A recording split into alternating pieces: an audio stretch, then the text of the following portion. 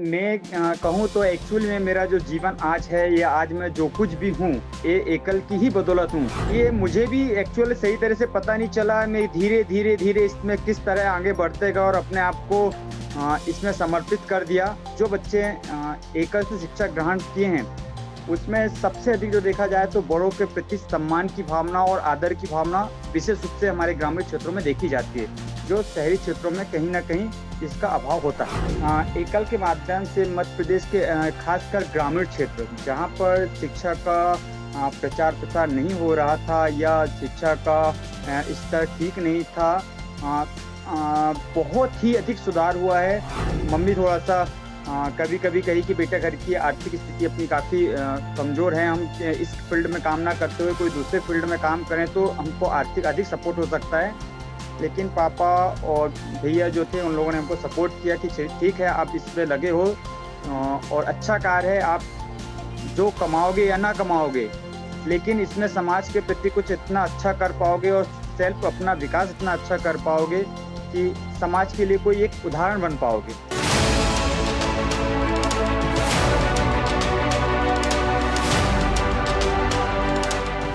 नमस्कार, स्वागत है आपका हमारे इस खास शो एकल के कर्मवीर में, जिनमें हम उन कर्मवीरों, उन योद्धाओं के बारे में बात करते हैं जो एकल अभियान के माध्यम से समाज और राष्ट्र उत्थान का काम कर रहे हैं। साथ ही वो ऐसे योद्धा जो जमीन पर रहकर एकल अभियान को सफल बना रहे हैं। तो आज हमारे साथ एक ऐसे योद्धा मौजूद हैं जो 2001 में एकल से जुड़े और पहले वो एकल विद्यालय के छात्र रहे, फिर एकल के आचार्य बने और अब एकल के अर्थ विभाग में, एकल अभियान के अर्थ विभाग में कार्यरत हैं। तो उनसे बातचीत करेंगे और जानेंगे कि आज एकल मध्य प्रदेश या भारत के अन्य राज्यों में कार्य कैसे कर रहा है। नमस्कार प्रदीप जी, स्वागत है आपका हमारे इस खास शो एकल के कर्मवीर में। आज आप हमारे साथ मौजूद हैं। हम सबसे पहले ही तो यही जानेंगे कि आप एकल अभियान से जुड़े कैसे? मैं एकल अभियान से एक छात्र के रूप में जुड़ा हूँ।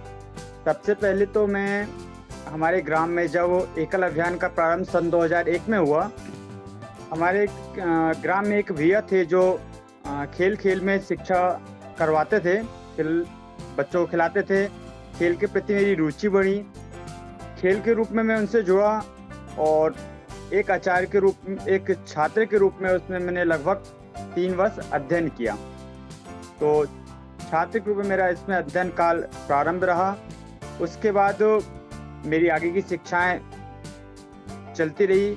आगे की शिक्षाएं पूर्ण होने के बाद जब मेरी 12वीं की पढ़ाई कंप्लीट हो गई, उसके बाद एक भैया आए वो ग्राम परिभ्रमण में और उन्होंने मुझसे संपर्क किया कि हमारी एक ऐसी संस्था है जो समाज सेवा का कार्य करती है और उसमें आपको अपने गांव के ही छोटे बच्चे को सपोर्ट एजुकेशन के रूप में अनौपचारिक शिक्षाएं देना है, जिसमें 6 से 14 वर्ष के बच्चे होंगे।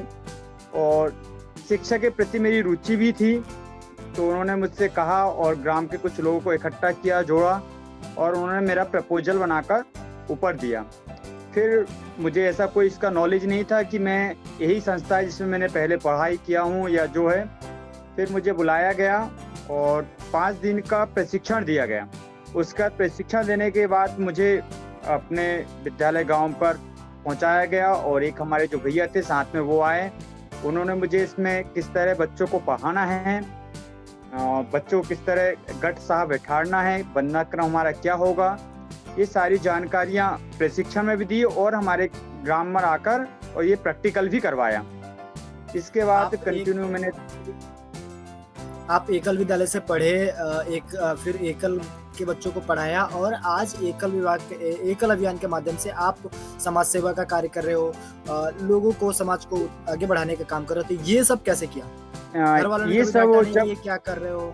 हाँ, ये सारी समस्याएं तो आई, लेकिन जब इंसान के मन में देश सेवा प्रेम का भाव जाग जाता है, ये मुझे भी एक्चुअली सही तरह से पता नहीं चला। मैं धीरे इसमें किस तरह आगे बढ़ते गया और अपने आप को इसमें समर्पित कर दिया। पहले तो ये भाव हमारे मन में नहीं था कि हम इसमें पूर्ण रूप से समर्पित हो पाएंगे, इतना समय दे पाएंगे या ये कर पाएंगे, ये मुझे भी नहीं पता था। लेकिन जब आचार का काम किया, उसके बाद 2 वर्ष तक आचार का काम किया, मेरी पढ़ाई चल रही थी। मेरा कुछ और दूसरे सेक्टर में जाने का लक्ष्य था। मैं कंपटीशन की एग्जाम की तैयारी। लक्ष्य था आपका कंपटीशन एग्जाम की? गवर्नमेंट, हाँ, कॉम्पिटिशन एग्जाम कर रहा था। मैं टीचिंग वर्क में जाने का था, टीचर बनने का, या फिर पटवारी या अन्य जो फील्ड है उस पे जाने का। तो जी। उसकी मैं पढ़ाई तैयारी कर रहा था। इसी के लिए मैंने काफ़ी अपनी पढ़ाई काफ़ी किया था, जैसे कंप्यूटर कोर्स वगैरह या अन्य पढ़ाई जो होती हैं वह भी कर रहा था। लेकिन संजोगवश ऐसा हुआ कि एकल में आचार्य का कार्य करते करते मुझे इसमें अन्य दायित्वों का निर्वहन करने के लिए जिम्मेदारी दी गई। हमने कहा किन चलिए दायित्वों यहाँ का तक। निर्वहन कर लिया आप? पहले मुझे फिर आचार्य के बाद अंचल मूल्यांकन प्रमुख योजना होती थी उस समय, जो अभी वर्तमान में कार्यालय प्रमुख कहा जाता है। इसके लिए मुझे चयन किया गया, उस पर मैंने कार्य करा। फिर उसमें धीरे धीरे मैंने देखा कि ये समाज सेवा कार्य के साथ साथ तो सेल्फ विकास का भी बहुत अच्छा माध्यम है। जैसे कि कहा जाता है कि स्वयं अब जाग कर हमको जगाना देश है अपना। इसी तरह मुझे लगा कि हाँ, इस पे धीरे धीरे मेरी रुचि बढ़ते गई और मैं एक वर्ष अंचल मूल्यांकन प्रमुख का कार्य किया, उसके बाद भाग मूल्यांकन प्रमुख का कार्य किया, और फिर हमारे प्रशिक्षण वर्ग हमारा लगा जबलपुर में। उस प्रशिक्षण और 3 दिवसीय प्रशिक्षण वर्ग से हमारे पदाधिकारी ने पता नहीं क्या योगदान या क्या देखा, उसके बाद हमें अर्थ विभाग के लिए ऊपर कार्य करने के लिए सुझाव दिया या हमसे स्वीकृति ली। तो पहले तो मैं इसके लिए स्वीकृति के लिए सहमत नहीं था, क्योंकि मुझे इतना ऊपर का अनुभव भी नहीं था और नॉलेज भी नहीं था कैसा कार्य किया जाएगा। लेकिन हमारे जो वरिष्ठ थे श्रीमान कामेश्वर शर्मा जी, उन्होंने हमें पूर्ण सहयोग दिया और मुझे लगभग 3-4 वर्ष साथ में उन्होंने फील्ड वर्क पूरा करवाया। इसका सिस्टम का एक गाइडलाइन सिखाई, और उसी के चलते मैं पिछले लगभग 8 वर्षों से अर्थ विभाग की केंद्रीय टोली में कार्य कर रहा हूँ।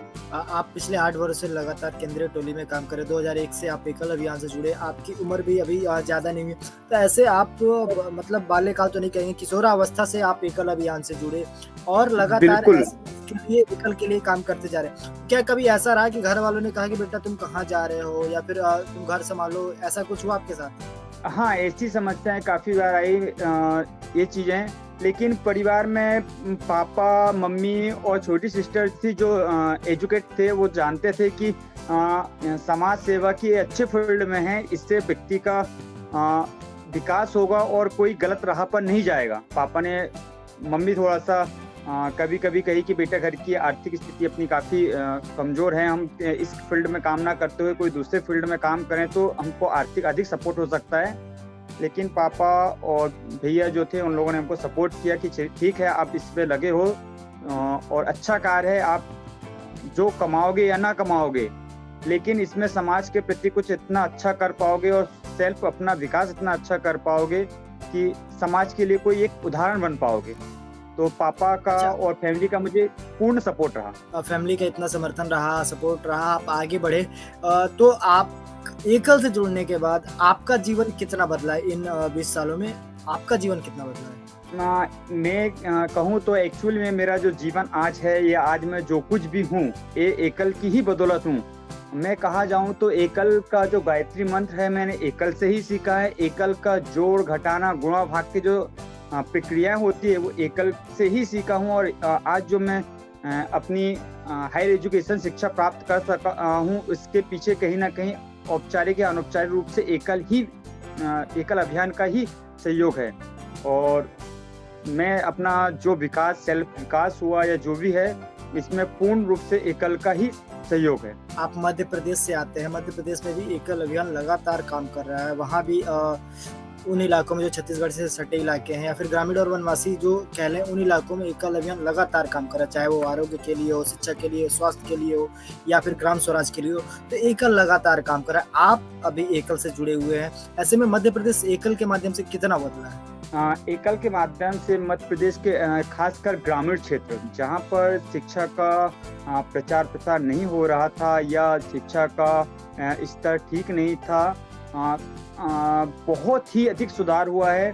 जैसे कि मैं बताऊं कि मैंने स्वयं ने आचार्य के रूप में जब कार्य अपने ग्राम में प्रारंभ किया था, उस समय मेरे पास लगभग 30 से 35 बच्चे आते थे और उन सारे बच्चों को आज भी वंदना क्रम है, वो आज भी मुझे आचार्य जी ही कहते हैं। जब मैं गांव में आता हूं, सारे बच्चे लगभग 12th पास हो चुके हैं या ये हो चुके हैं। इसी तरह अन्य क्षेत्रों में जो हमारे एकल के विद्यालय चलते हैं, उसमें बच्चों का एजुकेशन का स्तर काफ़ी अच्छा सुधार हुआ है। बच्चों में संस्कार का भाव अच्छे आए हुए हैं, और जो बच्चे एकल से शिक्षा ग्रहण किए हैं, उसमें सबसे अधिक जो देखा जाए तो बड़ों के प्रति सम्मान की भावना और आदर की भावना विशेष रूप से हमारे ग्रामीण क्षेत्रों में देखी जाती है, जो शहरी क्षेत्रों में कहीं ना कहीं इसका अभाव होता है। आप जिस क्षेत्र से आते हैं या फिर जिस परिवेश से आते हैं, मतलब वहाँ ये होता है कि बेटा जब बड़ा हो गया तो वो नौकरी पकड़े, वो आगे जी। नौकरी करे, लेकिन आपने अपने सपने को मार के राष्ट्र सेवा चुना, समाज सेवा चुना और राष्ट्र की उन्नति, समाज की उन्नति के लिए काम किया। तो अभी आप लगातार काम कर भी रहे, तो ऐसे में आपके पर्सनल, मतलब आपके स्वयं के बदौलत कितने चेंजेस आए आपके आसपास, आपके ग्राम या फिर आपके क्षेत्र में? मेरे पर्सनल स्वयं के चलते हुए मेरे ग्राम के जो बच्चे हैं आज काफ़ी डेवलप हो चुके हैं। उनको हायर एजुकेशन की शिक्षा उनको किस तरह करना है वो गाइडलाइन मुझसे पूछते हैं कि कुछ भैया बोलते हैं, कुछ सर जी ही कहते हैं, कुछ आचार्य जी बोलते हैं। वो पूछते हैं कि हमको क्या करना चाहिए, किस फील्ड से तैयारी करें तो हम कैसे आगे बढ़ें, ये चीज़। और पर्सनल मेरे थ्रू जो हमारे ग्राम का हो या मेरे नगर मेरे पंचायत का हो या मेरे क्षेत्र के आसपास हो, काफ़ी कुछ इसमें परिवर्तन हुआ। जैसे आरोग्य से संबंधित काफ़ी कैंप यहाँ पे हम लोगों ने लगाए हैं, और शिक्षा से संबंधित कार्य हम लोग लगातार इस क्षेत्र में करते हैं। हमारी नीचे की जो टीम है, अंचल की टीम है, संच की टीम है, विद्यालय की टीम है, ये सारी करती है। तो इन सभी में हमारा सहयोग पूर्ण रूप से रहता है और हम लगातार इस पे कार्य कर रहे हैं। आप इतने दिनों से काम कर, कभी ऐसा लगा यार ये कहाँ आ गया, ये काम मैं क्यों कर रहा हूँ, या फिर ऐसा कभी कुछ आया? ऐसा मन में भाव तो कभी आया नहीं, और हमारे जो सहपाठी है या वो सहमित्र है या साथ में कार्य करने वाले हमारे वरिष्ठ है, हमारे अभिभावक हैं, इनने हमारे मन में कभी ऐसा भाव आने ही नहीं दिया। जब हम घर परिवार से बाहर निकलते हैं, समिति बंधु से मिलते हैं, हमारे जो सहयोगी कार्यकर्ताओं से मिलते हैं, उनके बीच हमारा इतना आपसी मिलाव हो चुका है कि उनके बिना अब हमें ऐसा लगता है कि हम वही हमारा परिवार है। उनके बिना हमें ऐसा लगता है कि हम अधूरे हैं। कभी ऐसा किस्सा आया, आप जैसे प्रवास किए, कई राज्यों में गए, कार्य किए, तो कोई ऐसा वाकया जो मतलब आपको विचलित किया हो या फिर लगा हो यार ऐसे में मुझे तो अब तो समाज सेवा में लगा ही रहना? कभी ऐसा कुछ आया, कुछ ऐसी उदाहरण हो तो आप मुझे बताएं, जो मतलब आपके लिए अविस्मरणीय हो और अकल्पनीय हो। जब हम लोगों ने यह देखा कि समाज सेवा से लगा हुआ यह कार्य, तो लगातार हम इस पे कार्य करते हुए मेरे विभिन्न प्रांतों में जाना हुआ, और विभिन्न प्रांतों में जाने के साथ साथ जब विभिन्न प्रांतों की भाषाएं देखा और वहाँ की रहन सहन पद्धतियाँ, ये सारी चीज़ें जब मुझे देखा तो मुझे ये लगा कि हाँ, जब मैं समाज सेवा के कार्य के साथ साथ स्वयं का विकास भी कर रहा हूँ, तो मुझे लगा कि हाँ, यह कार्य मुझे करना चाहिए, और यह समाज सेवा के साथ साथ स्वयं के विकास का अच्छा कार्य है, ये करने की जिज्ञासा मेरे मन में जागृत रही। जिन राज्यों में आप गए प्रवास के, उनमें सबसे कठिन किस राज्य में रहा आपके साथ? सबसे कठिन मेरे लिए इसमें तमिलनाडु राज्य रहा, जहां मुझे संस्कार ऑडिट के चलते जाना हुआ। वहां के 9 जिले की जिम्मेदारी मुझे दी गई थी। तो क्या वहां पे सबसे हमारे लिए कठिन था कि उनकी भाषाएं और मेरी भाषाएं एकदम डिफरेंट थी। ना ही वो हिंदी समझ पाते थे, ना ही मैं उनकी तमिल समझ पाता था।